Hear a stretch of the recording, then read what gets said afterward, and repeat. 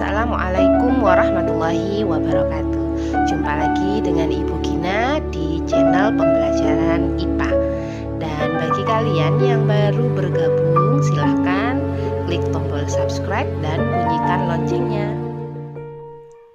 Anak-anak, hari ini kita akan belajar tentang ciri-ciri makhluk hidup. Tujuan pembelajaran kita hari ini yang pertama adalah mengidentifikasi perbedaan antara makhluk hidup dengan benda tak hidup. Yang kedua, menyebutkan ciri-ciri makhluk hidup. Yang ketiga, menjelaskan setiap ciri yang dimiliki makhluk hidup. Yang keempat, menjelaskan cara tumbuhan mendapatkan makanan dan bergerak.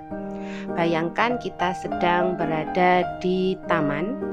Nah, di taman ini kita bisa melihat ada beberapa hewan, misalnya kucing dan kursi. Apa ya bedanya kucing dengan kursi? Kita bisa mengidentifikasi perbedaan antara kucing dengan kursi. Misalnya, kucing dapat bernapas sedangkan kursi tidak. Ada yang lain, misalnya kucing dapat berlari sedangkan kursi tidak dapat bergerak. Kucing butuh makan dan kursi tidak butuh makan. Nah, perbedaan-perbedaan itu semua merupakan ciri-ciri makhluk hidup. Ciri-ciri makhluk hidup ada 8. Yang pertama, bernapas. Kedua, bergerak. Yang ketiga, memerlukan makan atau nutrisi. Yang keempat, tumbuh dan berkembang. Kelima, berkembang biak. 6, menanggapi rangsang. Dan yang ketujuh, beradaptasi. Sedangkan yang terakhir, ekskresi. Kita bahas satu persatu. Yang pertama, bernapas. Bernapas merupakan proses menghirup atau memasukkan oksigen dari lingkungan, kemudian mengeluarkan sisanya berupa karbon dioksida dari dalam tubuh. Proses bernapas makhluk hidup berbeda-beda, tergantung pada tempat hidup dan jenis makhluk hidupnya. Yang kedua, bergerak. Makhluk hidup memiliki kemampuan untuk bergerak dengan cara tertentu tanpa bantuan dari luar atau pihak lain. Gerakan itu ada yang pasif, ada juga yang aktif. Tumbuhan melakukan gerakan pasif karena tidak dapat berpindah tempat, sedangkan hewan dapat berpindah tempat sehingga gerakannya disebut dengan gerak aktif. Gerak pasif pada tumbuhan, contoh gerak pada bunga matahari yang selalu mengikuti arah datangnya matahari. Sedangkan gerak aktif, contohnya kuda yang sedang berlari. Ciri yang ketiga, memerlukan makan atau nutrisi. Semua makhluk hidup memerlukan makanan untuk menghasilkan energi yang mendukung segala kegiatannya.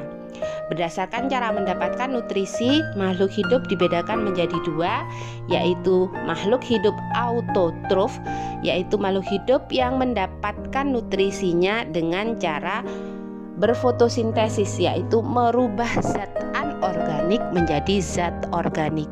Contohnya tumbuhan. Makhluk hidup yang kedua disebut dengan makhluk hidup heterotrof. Makhluk hidup heterotrof ini contohnya hewan. Dia tidak dapat melakukan fotosintesis, tetapi mendapatkan makanannya dari makhluk hidup yang lain. Ciri yang keempat, tumbuh dan berkembang. Tumbuh artinya bertambah besar, sedangkan berkembang artinya bertambah kemampuannya yang ditandai dari kedewasaan, dapat berfungsinya organ reproduksi. Semua makhluk hidup mengalami pertumbuhan dari kecil menjadi besar. Sebagai contohnya, bayi akan terus tumbuh dan berkembang menjadi manusia dewasa. Pada tumbuhan, contohnya dari biji, dia akan berkecambah menjadi tumbuhan muda sampai menjadi tumbuhan dewasa yang dapat berkembang biak.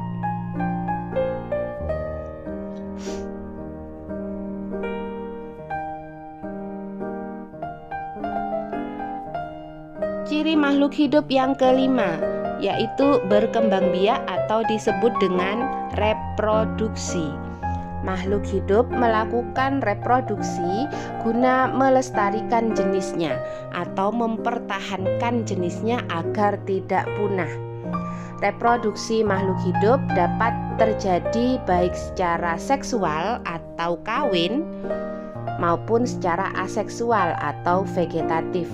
Secara seksual pada hewan bisa terjadi secara bertelur dan beranak. Secara aseksual pada tumbuhan, contohnya tumbuhnya tunas pada pohon pisang. Ciri yang keenam, peka terhadap rangsang atau iritabilitas, yaitu semua makhluk hidup peka terhadap perubahan-perubahan yang terjadi di sekitarnya. Misalnya pada saat daun putri malu kita sentuh, dia akan mengatup. Kemudian kita akan menutup telinga karena ada suara yang bising atau suara yang keras seperti petir. Ada juga kupu-kupu yang mendekati bunga karena mencium aroma baunya atau melihat warnanya yang cerah. Ini contoh-contoh peka terhadap rangsang atau iritabilitas. Kita lanjutkan ciri makhluk hidup yang ketujuh yaitu beradaptasi. Beradaptasi adalah proses menyesuaikan diri yang dilakukan makhluk hidup terhadap perubahan-perubahan yang terjadi di lingkungannya. Makhluk hidup beradaptasi dengan beberapa cara, yaitu adaptasi morfologi, adaptasi fisiologi, dan adaptasi tingkah laku. Contoh adaptasi morfologi di sini adalah perbedaan bentuk-bentuk paruh burung tergantung pada jenis makanannya. Yang kedelapan, mengeluarkan zat sisa. Apa itu zat sisa? Mengeluarkan zat sisa disebut juga dengan ekskresi, yaitu proses pengeluaran zat sisa metabolisme yang sudah tidak dibutuhkan atau tidak dimanfaatkan oleh tubuh. Mengapa zat sisa ini harus dikeluarkan? Karena zat sisa ini bersifat racun dan berbahaya bagi tubuh.